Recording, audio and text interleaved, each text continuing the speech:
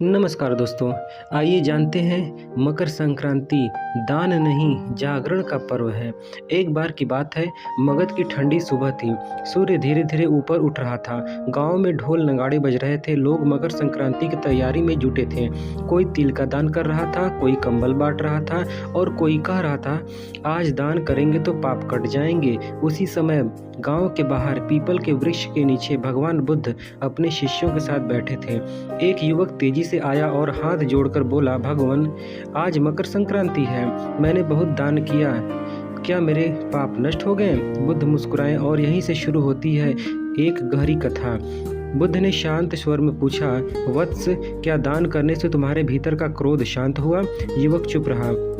बुद्ध फिर बोले, क्या दान करने से तुम्हारा अहंकार समाप्त हुआ?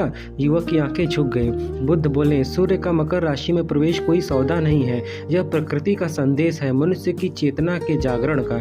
बुद्ध ने आगे कहा, लोग सोचते हैं कि मकर संक्रांति दान का पर्व है, लेकिन सत्य यह है कि यह मन परिवर्तन का पर्व है। बुद्ध ने समझाया, सूर्य उत्तरायण होता है, यानी अंधकार से प्रकाश की ओर, वैसे ही मनुष्य को भी अज्ञान से ज्ञान की ओर जाना चाहिए। बुद्ध बोले, अगर तुम दान कर रहे हो लेकिन मन में लालच, क्रोध और हिंसा है तो वह दान नहीं, केवल दिखावा है। बुद्ध ने एक कथा सुनाई। एक धनी व्यक्ति हर साल मकर संक्रांति पर दान करता था, लेकिन साल भर गरीबों से कठोर व्यवहार करता था। और एक गरीब मजदूर था जिसके पास दान करने को कुछ नहीं था, लेकिन वह किसी भूखे को देखता तो अपना भोजन बांट देता था।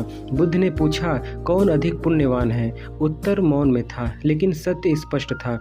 बुद्ध बोले, मकर संक्रांति दान का पर्व नहीं, यह आत्मा जागरण का पर्व है। सबसे बड़ा दान है हिंसा का त्याग, लालच का त्याग और अहंकार का त्याग। बुद्ध कहते हैं, दान हाथ से नहीं, दान मन से होता है। मकर संक्रांति पर अगर तुमने अपने भीतर का अंधकार छोड़ा, तभी यह पर्व सार्थक है।